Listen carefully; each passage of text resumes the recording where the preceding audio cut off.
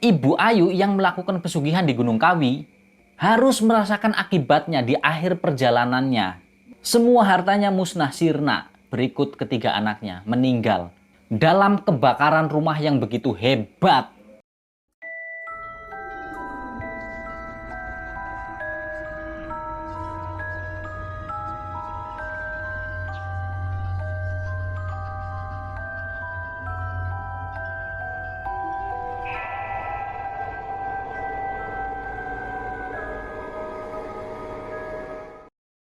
Assalamualaikum warahmatullahi wabarakatuh. Ketemu lagi dengan saya, Misbah Muthaharun. Apa kabar kalian semua, Lur? Semoga kalian senantiasa dalam keadaan yang sehat selalu. Amin. Nah, pada kesempatan kali ini saya akan menceritakan tentang sebuah kisah pengalaman dari narasumber kita. Yang dimana narasumber kita ini adalah seseorang yang mengantarkan si pelaku pesugihan. Nah, tapi seperti biasa untuk nama dan tempatnya saya samarkan karena demi untuk menjaga privasi dan juga kenyamanan dan keamanan orang-orang yang terlibat atau mengalami peristiwa ini. Nah, itu juga pesan dari narasumber kita. Tapi kalau untuk narasumbernya sendiri, untuk nama tidak disamarkan. Nah, baiklah, daripada bikin penasaran, nggak usah lama-lama lagi. Langsung aja kita masuk ke dalam ceritanya. Namanya ini adalah Abah Qasim. Nah, jadi Abah Qasim itu membagikan kisahnya yang dimana beliau itu pernah mengantarkan seorang perempuan yang akan melakukan pesugihan. Nah, untuk latar belakang Abah Qasim sendiri, beliau ini dulu pada tahun 2000 ini kejadiannya. Itu Abah Qasim mempunyai usaha sewa mobil, berikut juga dengan jasa sopirnya. Yang dimana Abah Qasim sendirilah yang menjadi driver atau sopirnya. Yang kalau sekarang mungkin namanya ya jasa rental lah ya, rental mobil. Nah, jadi dulu Abah Qasim itu mempunyai usaha seperti itu. Yang dimana Abah Qasim dulu itu ya kurang lebih punya unit kendaraan itu sekitar 5 mobil yang disewa-sewakan. Nah, tapi karena sekarang usianya udah lanjut, jadi Abah Qasim itu mewariskan usahanya itu kepada anaknya. Nah, jadi Abah Qasim ini mengantarkan seorang perempuan tersebut itu kemana? Tidak lain dan tidak bukan ke sebuah gunung yang sangat terkenal. Dan ini terus terang saja saya juga sering membawakan cerita atau kisah tentang gunung tersebut, yaitu Gunung Kawi. Karena memang banyak sekali yang datang ke sana dan melakukan ya mungkin pemujaan atau pesugihan di sana. Dan ceritanya kisahnya pun ya ada yang hampir sama dan ada juga yang berbeda, tergantung pengalaman mereka masing-masing. Nah, untuk yang kali ini ceritanya masih di Gunung Kawi, cuman orangnya berbeda dan pengalamannya pun berbeda. Nah, jadi seorang mantan sopir atau driver jasa sewa mobil yaitu Abah Qasim menuturkan bahwa beliau itu sempat pernah mengantarkan seorang perempuan yang sebut saja namanya itu adalah Ibu Ayu. Nah, Ibu Ayu ini sendiri adalah seorang janda dengan 3 orang anak. Yang dimana kenapa Ibu Ayu ini menjadi seorang janda? Karena suaminya dulu itu suami yang tega, yang gak bertanggung jawab, sehingga lebih memilih perempuan lain dan meninggalkan Ibu Ayu dengan 3 orang anak yang masih kecil-kecil pada saat itu. Nah, untuk usahanya Ibu Ayu sendiri, sebelum pergi ke Gunung Kawi untuk melakukan pesugihan, itu kata Mbah Qasim, beliau Ibu Ayu itu hanya seorang pedagang kelontong kecil-kecilan. Atau ya bisa dikatakanlah ya mungkin kayak grosir tapi kecil. Jadi ya yang dijual itu nggak terlalu lengkap seperti grosir yang besar. Nah, apalagi ditambah di dekat dari tempat jualannya Ibu Ayu itu ada saingannya yang lebih besar tokonya, lebih lengkap. Nah, sehingga Ibu Ayu ini pun ya karena saingannya lebih besar jadi ya kurang laku lah. Nah, jadi sehingga membuat Ibu Ayu ini dia kebingungan untuk menghidupi ke 3 orang anaknya. Jadi nggak cuma hanya kehidupan atau keperluan makan sehari-hari saja, karena ketiga anaknya ini harus bersekolah, harus mendapatkan pendidikan, dan lain sebagainya. Dan itu hanya ditanggung oleh Ibu Ayu seorang diri, seorang janda dengan 3 orang anak. Nah, jadi itu harus membuat Ibu Ayu ini memutar otak secerdas mungkin, sekreatif mungkin agar mendapatkan pundi-pundi rupiah, uang, sehingga dia mampu untuk membiayai ketiga anaknya untuk meneruskan pendidikannya. Nah, jadi ceritanya pada saat itu, nah Abah Qasim ini kan punya teman yang namanya Abah Qasim ini membuka jasa rental atau sewa mobil berikut sopirnya. itu kan pasti relasinya banyak, teman-temannya banyak. Ya untuk sekedar membangun jaringan bahwa ketika ada orang yang memerlukan mobil sewa dan juga sopirnya, itu bisa menghubungi kepada Abah Kosim. Nah jadi ada nih temannya Abah Kosim yang namanya ini adalah Hendri, Mas Hendri. Nah jadi Mas Hendri ini, nah dia yang memperkenalkan Ibu Ayu terhadap Abah Kosim. Nah ceritanya Mas Hendri ini cerita ke Abah Kosim, "Bah, ini ada nih orang yang mau sewa mobil sama sopirnya juga. Kira-kira Abah ada nggak mobilnya, unitnya, dan sopirnya? Ya buat tanggal berapa? Ya paling sekitar 1 minggu sampai 10 hari lagi lah." Nah kemudian akhirnya Abah Kosim pun melihat jadwal di situ. Nah sehingga setelah melihat jadwal, nah menurut Abah Kosim ini masih ada di tanggal ini, di hari ini. Tapi cuma mobil satu. Jadi nggak ada pilihan lagi, soalnya udah ada yang disewa. Nah ini juga ya saya sendiri ya nanti yang bawa, yang nyopirin. Ya udah nggak apa-apa bah, siapa aja, yang penting ada unitnya, ada sopirnya. Karena ini juga kan memang ada keperluan yang penting, gitu kata Mas Hendri kan. Ya udah nggak apa-apa kalau memang iya, ini nanti saya jadwalkan. Dan kalau memang pasti iya ya saya minta DP dulu, gitu kata si Abah Kosim kan. Oh ya udah nanti saya bilangin, saya sampein ke orangnya buat DP dulu sebagai tanda jadi. Nah seperti itu. Sebenarnya Abah Kosim nggak terlalu mengharapkan karena perjalanannya itu lumayan jauh. Karena apa? Karena Abah Kosim itu tinggal di daerah Batang, Jawa Tengah. Nah sedangkan Mas Hendri ini cuma mengatakan bahwa Ibu Ayu tersebut itu akan pergi ke daerah Jawa Timur, tapi tidak dijelaskan daerah mananya. Pokoknya intinya Jawa Timur aja. Nah itu buat estimasi harganya, maksudnya harga sewanya. Berikut sopirnya itu berapa. Mungkin buat perbandingan dulu kali ya bagi Ibu Ayu. Nah setelah nego dengan Mas Hendri, kemudian terjadi kesepakatan di situ, deal. Nah, setelah jadi, kemudian Mas Hendri pun balik tuh pulang. Nah pulang dia sampaikan ke si Ibu Ayu ini. Nah ongkosnya segini-segini Bu untuk ke Jawa Timur, untuk berapa hari. Nah ongkosnya sekian. Nah ya udah nggak apa-apa Pak, kalau memang segitu, lagian juga saya kan memang perlu banget, butuh banget gitu kan kata Bu Ayu.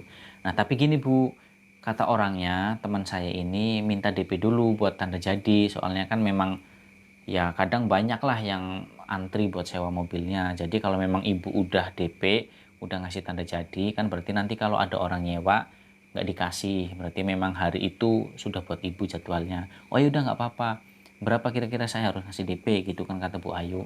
Ya 10% aja Bu. Nah gitu kan, ya udah Pak, dikasihnya tuh uang DP-nya ke si Mas Hendri sama Bu Ayu. Nah kemudian setelah itu besoknya Mas Hendri datang ke rumahnya Mbah Kosim dan memberikan DP-nya itu. Nah, Mas Hendri sebagai perantara itu dapatlah komisi dari Abah Kosim. Nah, jadi dari DP 10% itu yang 5% dikasihkan kepada Mas Hendri tersebut. Nah, Abah Kosim juga berterima kasih karena udah dapat pelanggan dari Mas Hendri. Nah, kemudian singkatnya, tibalah hari di mana hari itu mereka berangkat ke Jawa Timur. Nah, karena si Abah Kosim ini adalah orang yang menyewakan jasa transportasi atau sewa mobil rental dan juga sopir. Nah, beliau pun harus menjemput si Ibu Ayu ini di rumah. Nah, Abah Kosim ini nanya ke si Mas Hendri kan alamatnya di mana. Setelah dikasih alamatnya, si Abah Kosim pun akhirnya menjemput Ibu Ayu di rumahnya. Nah ketika sampai di rumahnya itu ya Abah Kosim itu melihat rumahnya ya sederhana. Ya paling di depan itu ada kios lah kecil-kecilan. Kios itu tadi toko kelontong itu. Nah terus kemudian Abah Kosim ini juga melihat ada ketiga orang anaknya. Yang dimana usianya itu ya yang paling gede itu ya usia SMA. Dan yang anak nomor 2-nya mungkin ya itu ya usia SMP kali lah ya. Yang ketiga itu SD. Itu perkiraannya Abah Kosim aja sih. Nah kemudian setelah itu dipikirnya Abah Kosim, jadi si Ibu Ayu ini mau pergi ke Jawa Timur itu bersama dengan ketiga anaknya. Tapi ternyata enggak. Karena dilihat oleh Abah Kosim, ketiga anaknya itu enggak terlihat bersiap-siap mau pergi. Jadi yang terlihat siap-siap yang udah prepare itu ya Bu Ayu. Nah sampailah tuh di situ Abah Kosim dan nanya, gimana Bu udah siap? Oh iya Pak siap udah. Ini bantuin masukin barang-barang gitu kan. Ya paling barang beberapa lah gitu. Dan itu lumayan berat mungkin, jadi Ibu Ayu minta bantuan lah dinaikin kan. Setelah dinaikkan, loh ini anaknya nggak ikut Bu? Enggak Pak, cuma saya sendiri aja, gitu kata Bu Ayu. Nah jadi Bu Ayu itu berangkat seorang diri, hanya berdua di dalam mobil bersama Abah Kosim. Yang dimana perjalanannya itu ya sangat jauh, dikatakanlah seperti itu. Karena dari Jawa Tengah nih, dari Batang menuju ke Jawa Timur. Dan Abah Kosim sendiri itu belum tahu Jawa Timurnya itu mana. Intinya tarifnya segitu kalau Jawa Timur. Begitu kan. Nah kemudian jalan tuh. Nah Abah Kosim ini ya nggak nanya, dia sebenarnya penasaran kok perginya sendiri, ada perlu apa gitu loh. Nah tapi Abah Kosim itu tahan, dia mau nanya juga ragu, takut nanti bikin nggak nyaman atau gimana kan. Nah singkatnya setelah hampir sampai di Jawa Timur nih, masuk perbatasan. Bu ini kan sebentar lagi udah mau nyampe Jawa Timur. Jawa Timurnya mana? Kok ibu perginya sendirian? Nah setelah hampir sampai di Jawa Timur nih, hampir sampai perbatasan, Abah Kosim ini nanya ke si Ibu Ayu, Bu mohon maaf ini kan udah mau nyampe nih, udah mau masuk perbatasan Jawa Tengah Jawa Timur. Nah ngomong-ngomong Ibu Jawa Timurnya mana? Kok Ibu perginya sendirian? Kok anaknya itu nggak diajak? Oh iya Pak maaf, saya emang ada keperluan sendiri dan memang ketiga anak saya itu kan sekolah juga Pak, jadi ya nggak bisa lah kalau diajak gitu kan. Takutnya saya nanti sampai meleset harinya, yang dimana hari ditentukan itu pulang pergi kan 3 hari. Nah yang namanya waktu kan kadang bisa meleset, nah itu takutnya nanti malah mengganggu sekolahnya Pak. Oh ya udah nggak apa-apa kalau gitu. Oh ya ini ngomong-ngomong Jawa Timurnya mana Bu? Gitu kan tanya Abah Kosim. Nah dijawab, Gimana ya Pak? Ya udah deh nanti sebentar lagi saya kasih tahu gitu kan, yang penting udah masuk Jawa Timur aja gitu kata Bu Ayu kan. Oh ya udah Bu gitu. Nah setelah sampai atau masuk di daerah Jawa Timur, nah si Ibu Ayu ini bercerita sama Abah Kosim, Pak ini kan udah di Jawa Timur nih, saya mau sedikit cerita. Nah jadi Ibu Ayu itu bercerita tentang latar belakangnya, yang dimana Ibu Ayu ini adalah seorang janda dengan 3 anak yang ditinggal kabur sama suaminya yang tidak bertanggung jawab. Nah, jadi sehingga Ibu Ayu ini pusing, dia harus memutar otak dengan cerdas, dengan bijak untuk menafkahi ketiga anaknya untuk biaya hidup, biaya pendidikan. Oh iya, terus ini ke Jawa Timur niatnya kemana Bu? Apa mau nyari mantan suami Ibu atau gimana? Enggak Pak, saya nggak mau nyari siapa-siapa. Intinya saya ada tujuan. Nah ini mohon maaf Pak, ini saya kasih tahu gitu kata Bu Ayu kan. Nah Abah Kosim jadi penasaran dong, ini kok kayaknya ada sesuatu yang istimewa gitu loh, yang mau dituju ini. Jadi kayak seolah-olah tuh ada teka-teki di situ. Kenapa Abah Kosim nanya nggak langsung dijawab, tapi pakai basa-basi dulu. Ya mungkin Ibu Ayu ini juga malu kali ya, karena tujuannya itu bukan ke silaturahmi ke siapapun, saudara atau teman atau siapapun, enggak. Tapi tujuannya ke Gunung Kawi untuk mencari pesugihan. Oh gitu Bu, gitu kan kata Abah Kosim. Iya Pak, lah jadi mata pencaharian saya itu ya cuma satu-satunya itu tadi, yang Bapak lihat sendiri. Cuma kios kecil-kecilan, itu pun juga saya modal dari warisan saya jual semua buat buka usaha itu. Ya karena mau gimana lagi Pak, saya mau kerja apa? Saya perempuan dengan 3 orang anak. Dan tenaga saya juga kalau misalkan kerja yang berat-berat, kayaknya udah nggak sanggup lagi. Udah nggak muda lagi. Begitu curhatannya dari Bu Ayu. Nah saya sih berharapnya itu nanti kios saya atau toko saya itu, saya berharap kalau nanti itu bisa berkembang dan menjadi besar Pak. Nggak seperti sekarang, penghasilan nggak menentu dan bahkan sering banget Pak, setiap harinya itu nggak ada orang yang beli, satupun nggak ada. Nah kemudian karena semakin perlahan tuh berjalan, akhirnya hampirlah sampai di tempat tujuan, yaitu hampir masuk di Kabupaten Malang. Nah karena lupa saking asiknya ngobrol nih dengan curhatannya Bu Ayu, jadi Abah Kosim sampai lupa ini tujuannya kemana. Soalnya Abah Kosim itu belum tahu ini Jawa Timurnya mana, apa Malang, apa Surabaya, apa Kediri, atau di mana. Nah Abah Kosim nanya tuh di situ ketika udah hampir mau sampai di daerah Malang. Nah, di sini Ibu Ayu menceritakan, dia bilang, Pak, mohon maaf, ini saya baru kasih tahu sekarang. Sebenarnya saya ke Jawa Timur itu memang saya bertujuan ke sini, ke Malang. Oh ya udah kebetulan Bu, berarti ini bentar lagi nyampe dong. Iya Pak.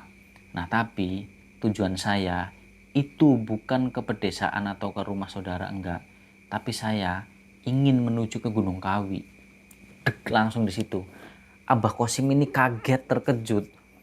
Ternyata Ibu Ayu seorang janda yang pergi jaraknya jauh dari Batang ke Jawa Timur, ke Malang, ke Gunung Kawi, seorang diri. ternyata tujuannya itu tadi Gunung Kawi.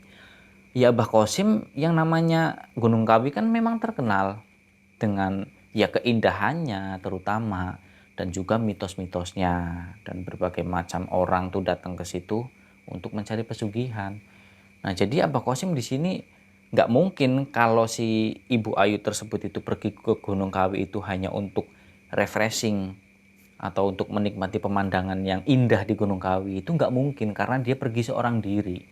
Dan lagian ngapain ke Gunung Kawi kalau bukan hanya untuk mencari pesugihan.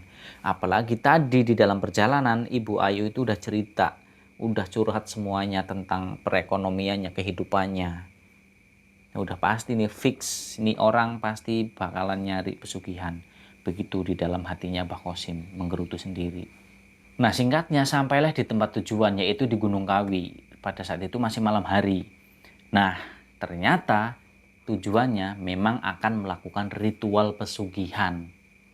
Dan menurut Abah Qasim ini yakin kalau Ibu Ayu ini ternyata memang ketika datang ke Gunung Kawi itu ada salah seorang kuncen atau juru kunci yang memang akan dituju oleh Ibu Ayu, dan itu memang sudah diniatkan dari rumah. Dari sebelum berangkat, Ibu Ayu itu bakalan datengin dan menemui seorang juru kunci yang sudah dia tentukan sendiri. Nanti dia kalau sampai mau nemui yang mana, yang siapa. Nah jadi Ibu Ayu itu seolah-olah udah tahu dari tadi persiapan ketika berangkat dari rumah menuju ke Gunung Kawi. Dari yang persyaratannya apa saja, dari biayanya berapa atau maharnya, dan lain-lain sebagainya. Itu Ibu Ayu seolah-olah udah siap semuanya. Nah jadi mereka sampai di daerah Gunung Kawi itu udah malam, tapi belum malam banget, maksudnya udah gelap, ya sekitar habis isya lah, jam 8 jam 9. Nah kemudian sampailah tuh di Gunung Kawi. Nah Abah Qasim memarkirkan mobilnya. Nah setelah parkir mobil mereka pun turun. Nah Abah Qasim ini ngebantu si Ibu Ayu ngebawa itu tadi barangnya, itu koper lah ya yang berat itu, yang isinya nggak tahu apa. Nah si Abah Qasim ini ngebantu ngebawain. Nah berjalanlah mereka menuju ke puncak atau ke atas, masuklah ke area Gunung Kawi itu. Nah yang dimana mereka ini langsung bertujuan untuk menemui sang juru kunci yang sudah akan dituju oleh Ibu Ayu. Nah di dalam perjalanan, nah ini Abah Qasim ini sebenarnya juga adalah orang yang lumayan peka atau tahulah punya kemampuan untuk bisa merasakan atau bahkan mungkin berinteraksi dengan alam lain atau makhluk-makhluk gaib. Nah, jadi di dalam perjalanan jalan kaki ini dari parkiran menuju ke tempatnya si juru kunci itu, Abah Qasim itu merasakan hal-hal yang aneh di situ. Nah, jadi di sepanjang perjalanan itu ada sosok makhluk gaib yang memanggil-manggil namanya, yaitu memanggil Abah Qasim. Qasim, Qasim, intinya manggil Abah Qasim ini. Dan kata Abah Qasim, sosok makhluk gaib tersebut itu memang terlihat. Abah Qasim bisa melihat memang. Dan sosok tersebut itu mengenakan jubah. Nah, jubahnya ini jubah berwarna putih. Nah, selama perjalanan nih dari parkiran menuju ke lokasi atau tempatnya si kuncen tersebut, sosok makhluk gaib tersebut itu selalu mengikuti dan memanggil-manggil namanya Abah Qasim. Nah, setelah sampai nih di lokasinya, di tempatnya si kuncen tersebut, nah kan karena perjalanan jauh capek dan waktunya juga ya perjalanan kan paling berapa menit lah dari parkiran menuju ke lokasinya itu, ya sekitar 15 menitan lah. Nah jadi ya taruhlah jam 8 lah nyampe di lokasi. Nah karena perjalanan jauh kan istirahatnya Abah Qasim.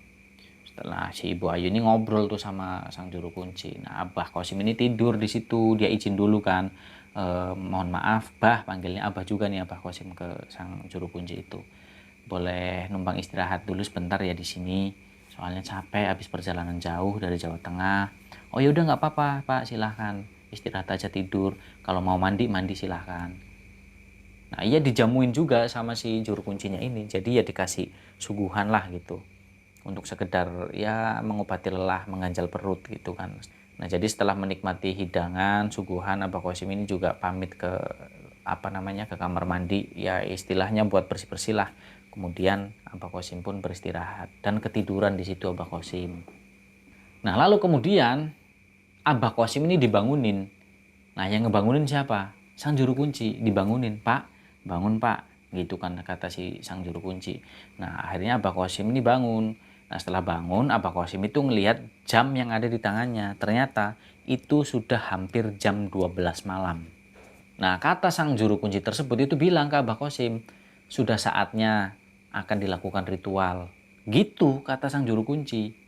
Nah Abah Qasim ya karena memang udah mengira-ngira ya bahwa Ibu Ayu akan melakukan pesugihan. Tapi di situ juga sempat kaget. Wah ritual. Nah di situ Abah Qasim berpikir, yang namanya ritual berarti ini udah nggak main-main lagi nih. Apalagi itu ritual pesugihan, pasti ya itu teken kontrak dengan makhluk gaib yang akan dilakukan oleh Ibu Ayu.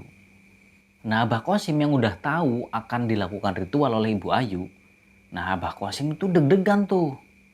Ini gimana ini gimana?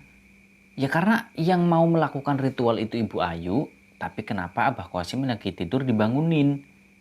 Apakah Abah Qasim ini nanti disuruh untuk menyaksikan atau ikut ya mungkin menyetujui atau gimana lah nggak tahu ya.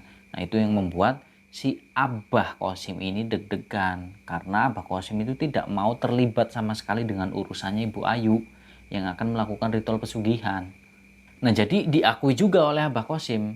Jadi sebelum Ibu Ayu itu memulai dan melakukan ritualnya, Ibu Ayu itu disuruh mandi oleh si Kuncen ini. Nah pada saat Ibu Ayu ini mandi, ya Abah Qasim cuma nunggu bareng sama sang Kuncen itu. Nah saat Ibu Ayu mandi, nah di situ Abah Qasim merasakan ada hal-hal yang aneh lagi.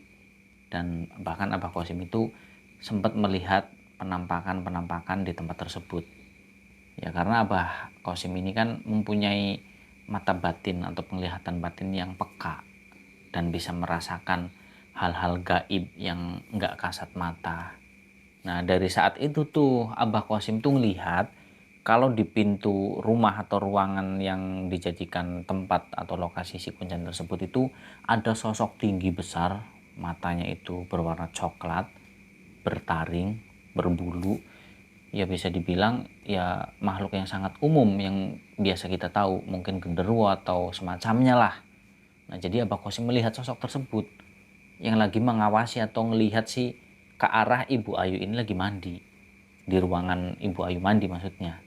Nah jadi ternyata nggak hanya sosok itu saja. Jadi Abah Qasim itu melihat ke sekelilingnya itu banyak banget di situ. Ada sosok kayak ular, terus ada kayak sosok yang kayak macan. Pokoknya banyak banget di situ, kayak banaspati. Nah itu kata Abah Qasim, wah ini nggak main-main nih ritualnya.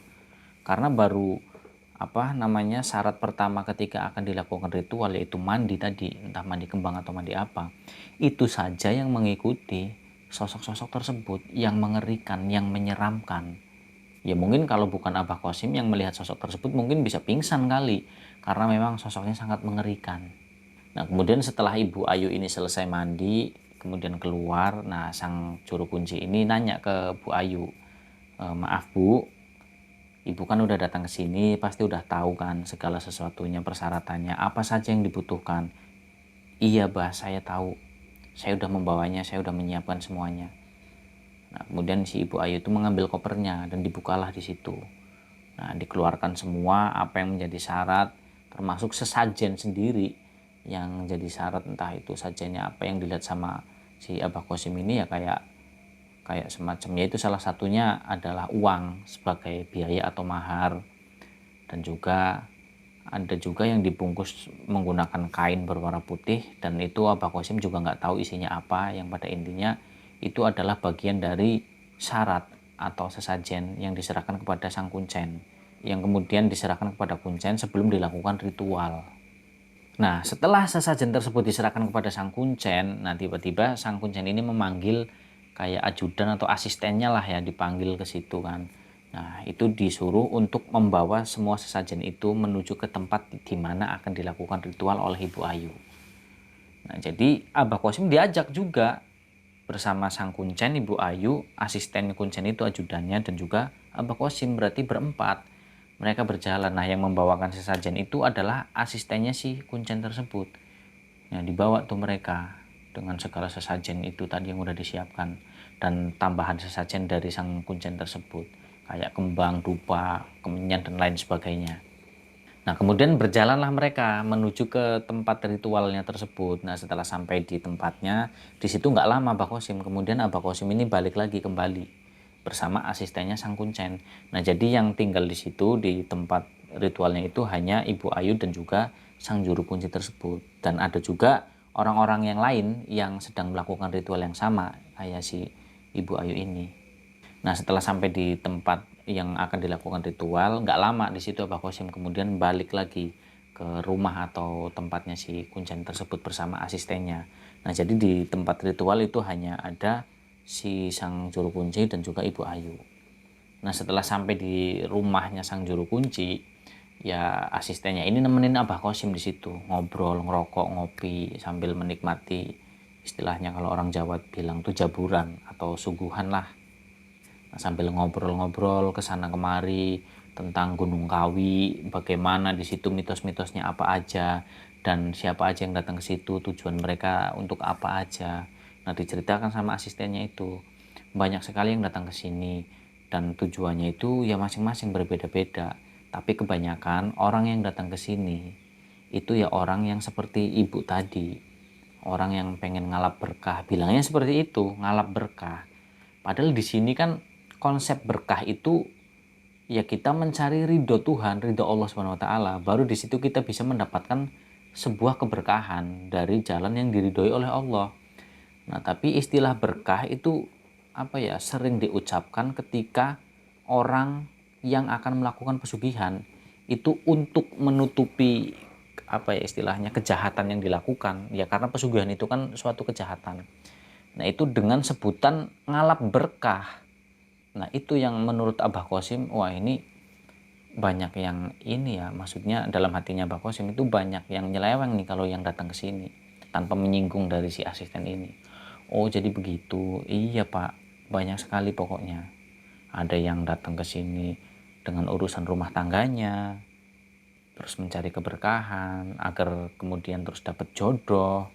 Pokoknya segala macam lah, dari yang pejabat datang ke sini ketika akan mencalonkan diri agar jadi seperti itu kata Mbah Qasim kan.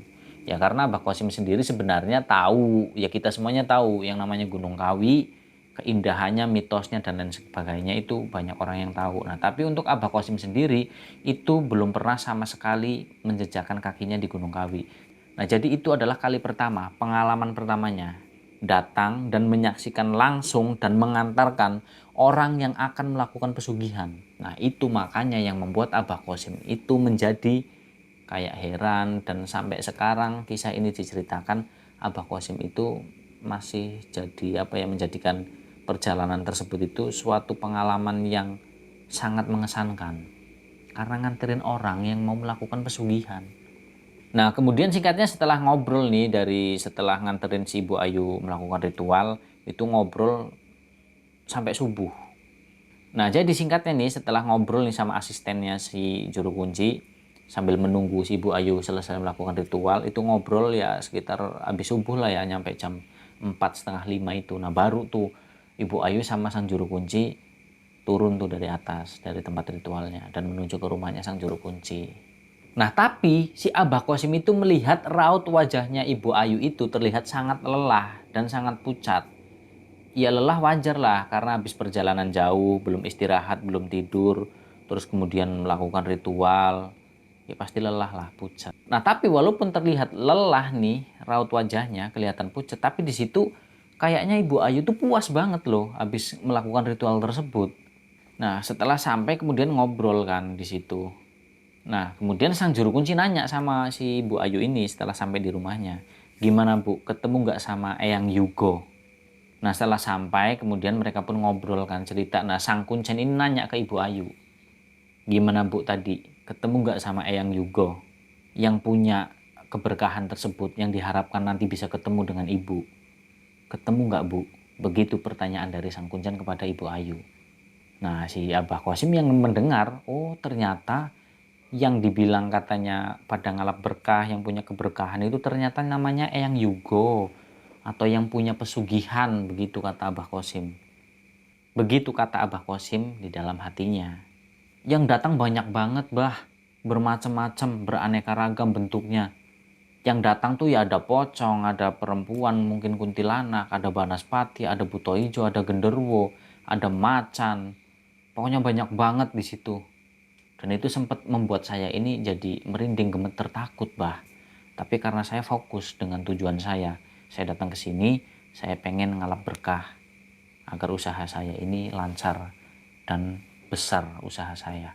Nah, begitu kata si Ibu Ayu. Nah, hingga akhirnya kemudian setelah sosok itu datang bermunculan, nah saya kan sempat takut, tapi karena saya tetap kekeh, akhirnya sosok itu pun menghilang. Dan gak lama akhirnya datanglah seorang sosok laki-laki yang mengenakan pakaian zaman dulu, zaman kerajaan. Dan beliau memperkenalkan dirinya. Nah, langsung dipotong sama si sang kuncen ini. Nah, itu dia, Bu. Itu dia Eyang Yugo yang punya keberkahan di sini. Berarti ibu sudah bertemu. Jadi selamat. Ritual ibu berhasil. Keinginan ibu sudah terkabulkan.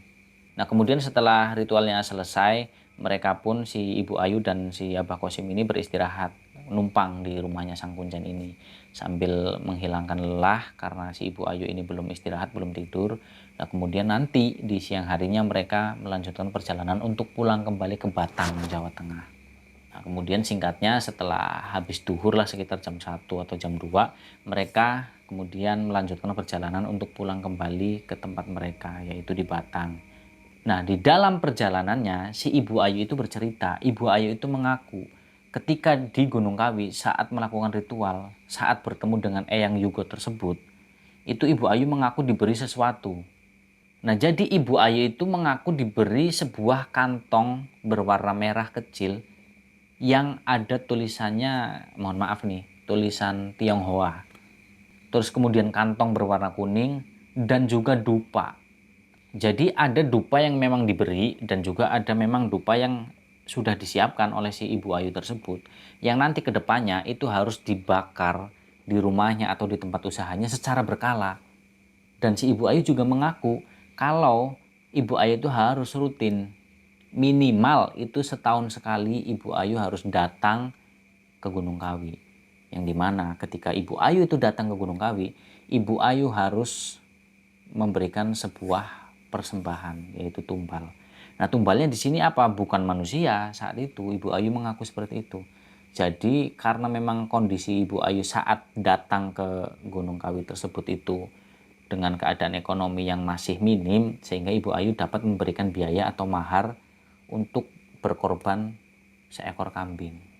Nah, nanti ketika si Ibu Ayu ini usahanya sudah melebar semakin luas dan sukses, baru di situ karena level ekonominya sudah naik, nah si Ibu Ayu itu harus berkorban di Gunung Kawi, yaitu seekor sapi.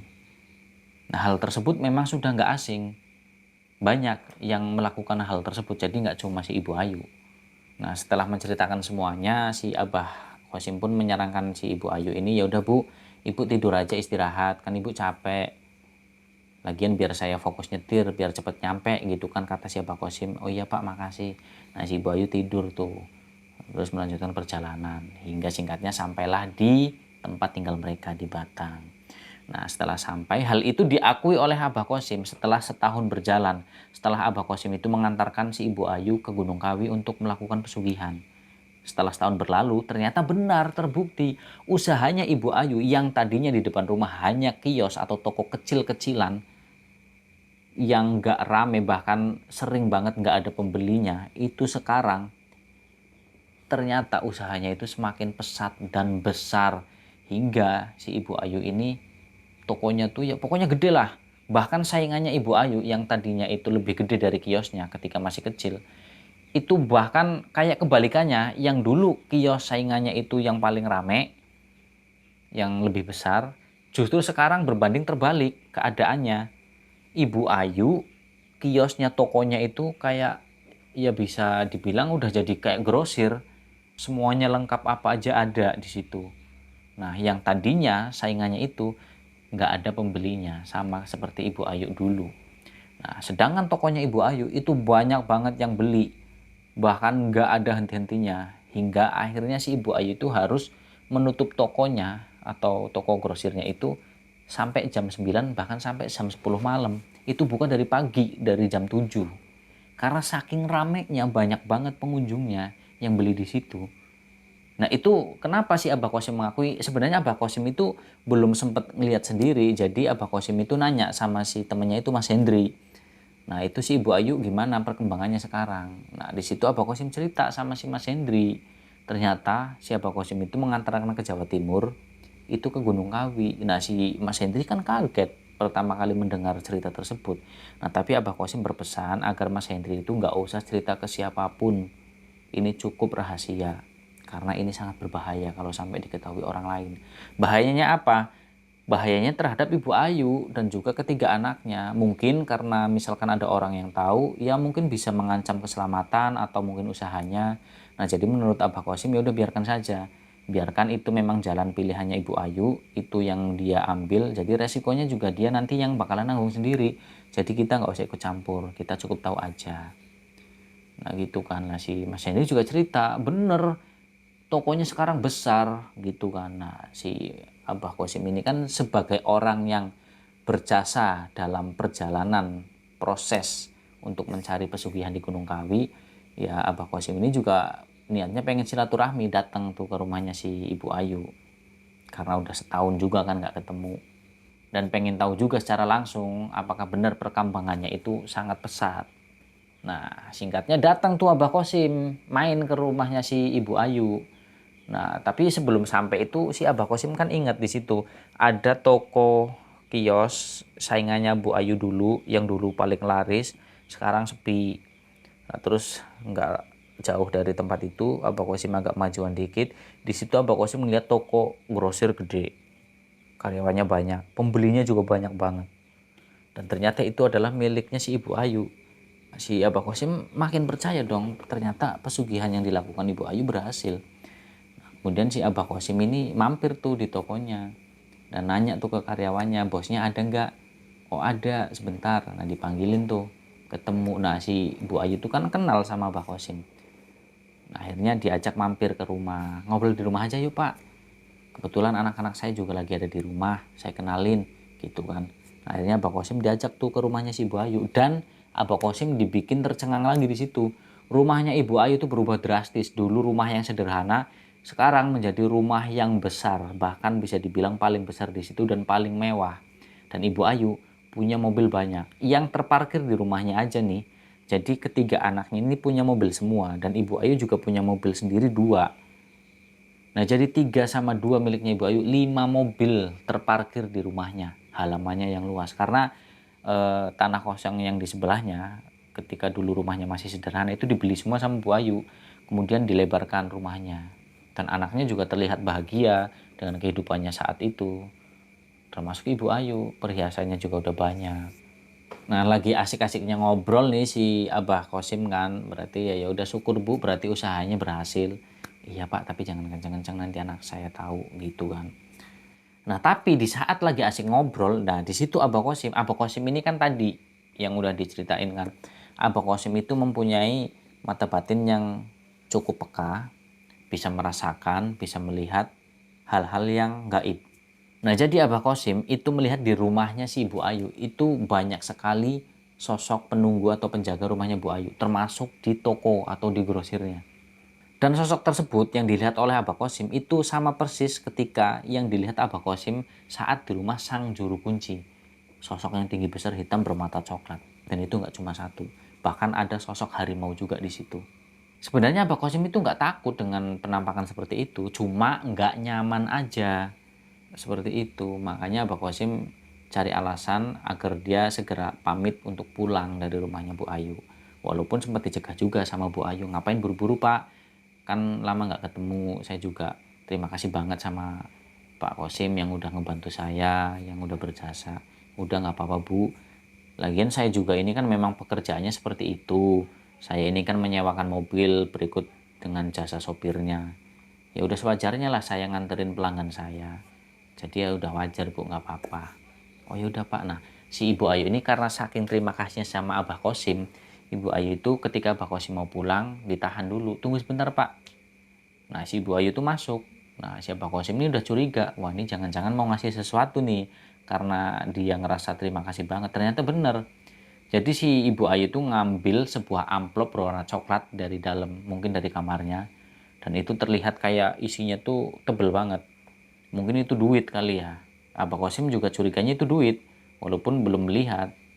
Tapi karena ya apalagi yang ditaruh di amplop coklat kalau bukan duit. Nah setelah itu ketika Ibu Ayu mau ngasih ke Abah Kosim menolak. Bu, mohon maaf bukannya saya tidak mau menerima dan saya tidak mau menghormati ibu.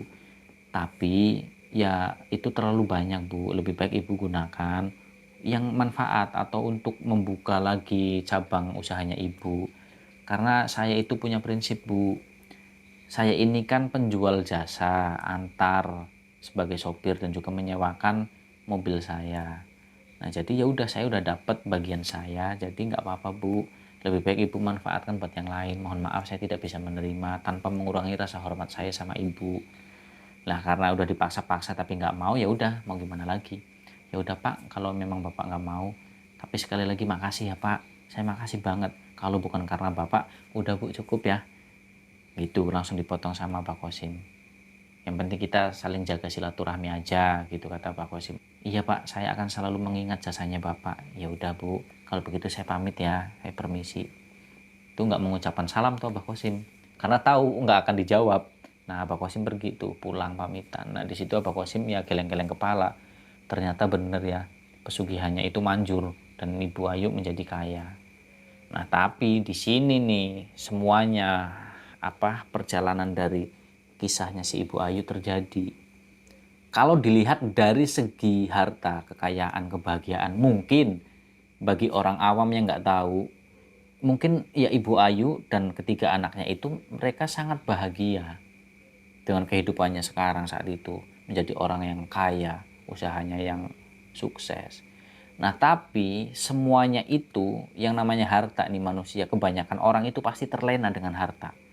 Sehingga melupakan segalanya. Termasuk syarat yang harus rutin dilakukan oleh Ibu Ayu. Yaitu untuk datang ke Gunung Kawi dan memberikan persembahan. Dan Ibu Ayu melupakan itu semua. Mohon maaf ya, Lur, saudara, teman-teman semuanya, udah masuk waktu tarhim menjelang subuh. Nah ini emang udah jam 3:30 juga. Dan tapi nggak apa-apa, saya tetap semangat demi untuk bisa menemani kalian semua. Jadi mohon maaf ya apabila ada sedikit terganggu dengan suara, tapi mudah-mudahan sih ya nggak mengganggu juga. Nah lanjut lagi nih ke si Ibu Ayu. Nah jadi Ibu Ayu itu melupakan semua yang sudah menjadi keharusan kewajiban yang rutin memberikan persembahan di Gunung Kawi.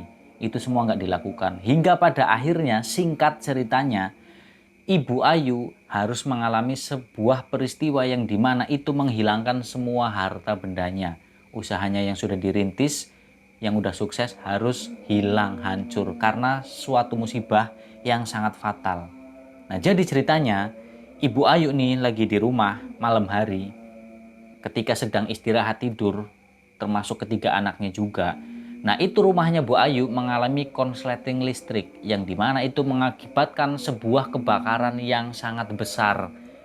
Dan korbannya, rumah yang terbakar itu nggak cuma hanya rumahnya Ibu Ayu saja. Tetangganya yang terdekat pun ikut terbakar hangus. Nah tapi alhamdulillah dari tetangganya itu nggak ada korban jiwa. Tapi justru yang menjadi korban adalah Ibu Ayu sendiri dan juga ketiga anaknya. Karena apa? Saat mereka terlelap tidur ketika kebakaran besar itu terjadi, itu ketiga anaknya nggak sadar, termasuk Bu Ayu. Dan ketiga anaknya itu tewas, terpanggang di dalam rumahnya sendiri. Tapi Ibu Ayu berhasil selamat. Walaupun memang saat Ibu Ayu ini berhasil diselamatkan, kondisinya Ibu Ayu itu dengan penuh luka bakar yang sangat-sangat parah. Hingga akhirnya walaupun Ibu Ayu selamat itu ya Ibu Ayu harus duduk di kursi roda karena ya mohon maaf mengalami cacat permanen di sekujur tubuhnya. Ya karena luka bakar yang sangat parah serius itu kan jadi kayak kulit daging itu saling menempel, jadi kayak orang yang pokoknya tragis lah, memprihatinkan. Nah itu yang terjadi di akhir perjalanannya Ibu Ayu. yang mencari pesugihan di Gunung Kawi namun melupakan semua yang menjadi kewajiban, keharusan, syarat. Nah, itulah yang namanya pesugihan. Jadi nggak ada yang namanya pesugihan itu memberikan sesuatu yang baik, kebahagiaan yang hakiki itu nggak ada sama sekali. Bohong semuanya. Karena hakikatnya kebahagiaan yang hakiki adalah kebahagiaan yang diberikan oleh Allah dengan cara kita mencari ridhonya. Dan kita punya bisa dalam bersyukur. Itulah hakikat kebahagiaan yang hakiki. Nah, jadi semoga dari cerita atau kisahnya Ibu Ayu ini bisa memberikan pelajaran untuk kita semua. Yang dimana bahwa pesugihan itu nggak ada pesugihan yang memberikan kebahagiaan. Nah, semoga dari cerita atau kisahnya Ibu Ayu ini bisa memberikan kita semua contoh pelajaran dan juga hikmahnya. Dan mohon maaf apabila dalam saya bercerita itu terlalu berbelit-belit mungkin atau kurang bisa dipahami dan kurang bisa diterima buat kalian semua. Saya mohon maaf yang sebesar-besarnya. Karena itu memang murni kebodohan dan kelemahan dari saya pribadi. Tapi apabila ada sedikit contoh pelajaran hikmah yang bisa diambil, itu semata-mata karena pertolongan dari Allah Subhanahu wa Ta'ala, Tuhan yang Maha Esa. Yang pada intinya, yang buruk, yang nggak baik, yang negatif kalian buang jauh-jauh, nggak usah kalian dengerin. Dan yang kalian ambil yang positifnya aja, yang baik-baiknya aja. Nah, buat kalian semua lur, teman-temanku, saudara-saudaraku semuanya, dimanapun kalian berada, saya doakan yang udah nonton dan mendengarkan cerita ini sampai selesai, semoga kalian sehat selalu, diberikan rezeki yang banyak, yang berkah, yang halal pastinya, selalu dalam ridho Allah SWT. Jangan pernah melakukan pesugihan, atau bahkan mencoba sekalipun jangan pernah. Semoga kalian dihindarkan dari orang-orang yang jahat, yang berniat buruk kepada kalian semua, yang nggak baik. Amin. Nah, sekian dari saya. Demikianlah. Sampai jumpa lagi di video dan juga cerita misteri berikutnya. Saya Misbah Harun. Wassalamualaikum warahmatullahi wabarakatuh.